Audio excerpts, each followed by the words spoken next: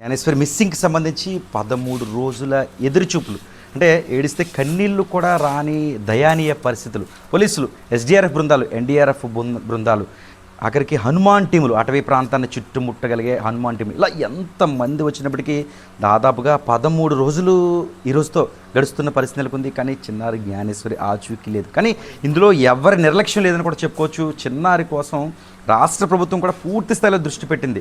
SP cadre, DSP, అంతకుమించి circle ఇన్స్పెక్టర్లు, ఎస్ఐలు, constables, ప్రత్యేక బృందాలు ప్రతినిత్యం జల్లుడు పడుతూనే ఉన్నాయి. అయినప్పటికీ జ్ఞానేశ్వరి ఏమైందనేది ఒక కొలుక్కైతే రాలేదు. ఒక పక్క అడవి జంతువులు తినేసి ఆయన కాస్త పుకారు జరుగుతుంటే, లేదు కిడ్నాప్ అయిందని మరికొంతమంది ప్రచారం. ఈ మధ్యలో కొంతమంది మేము సాధువులు, మేము సన్యాసులు అంటూ కూడా వచ్చి కొంచెం అలజడి సృష్టిస్తున్న పరిస్థితి కూడా నెలకొంది. అమ్మ 13 రోజులైంది జ్ఞానేశ్వరి ఇక్కడి నుంచి మిస్ అయ్యి. ఏంటి ఒక కొలుక్కు రాలేదు. ఒక తల్లిగా చాలా బాధ ఉంటుంది మీకు. వాస్తవం ఎలా అంటే ఏంటి, చుట్టుపక్కల అసలు ఇంకో ఇల్లు తెలియదా పాపకి? ఎందుకంటే ఇది ఊరు మధ్యలో ఉంది కదా ఇల్లుకి. ఎలా ఉండేది జ్ఞానేశ్వరి ఇక్కడ మీతో పాటు? ఇక్కడైతే బాగానే ఉంది సార్. తను ఎప్పుడు భయపడింది లేదు, లేకపోతే ఎవరైనా భయపెట్టారని లేదు. మమ్మల్ని వదిలేసి అయితే బయటని ఎక్కడ ఉండలేదు.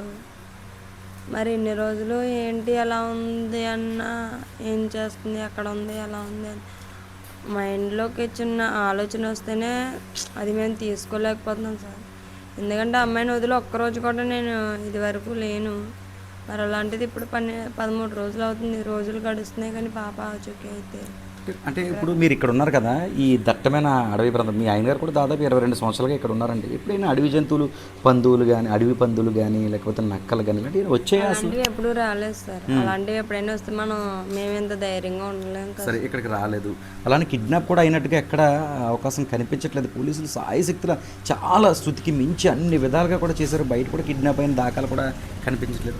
మీ అంచనాకి మేమైతే రాను పోను చూసి ఎవరో తీసుకెళ్ళిపోయి ఉంటారో అని అనుకుంటున్నాం సార్. అంటే ఇప్పుడున్న టెక్నాలజీలో పాప అనేది బయటికి వెళ్తే ఖచ్చితంగా ఏదో ఒక మూలన, అంటే ఇక్కడ మీ బంధువుల్ని ఇంట్రాగేషన్ చేశారు, చుట్టాలను చేశారు, గ్రామస్తులను చేశారు, అన్ని కోణాల్లో కూడా పోలీసుల్ని 100% కేసులు అయితే న్యాయం చేశారని చెప్పుకోవచ్చు. బయటికి వెళ్ళే అవకాశాలు లేవని చెప్పుకోవచ్చు. ఏం జరిగినా అడవిలోనే జరిగింది అంటా ఉన్నారు.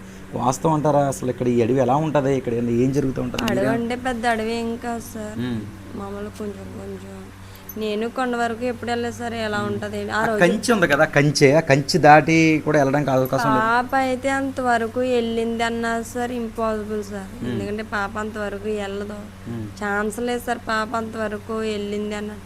మరి ఆయన ఎందుకు అలా చెప్పాడో. మరి ప్రత్యక్ష సాక్షి అతను అతను చూసాడు కదా, ఆయన కంచి దాటిన తర్వాత చూసాడా, కంచి ముందు చూసాడా? పాప అయితే లోన్ ఉందండి సార్, ఆయన అయితే బయట ఉన్నారండి సార్. కంచి లోపలే ఉంది.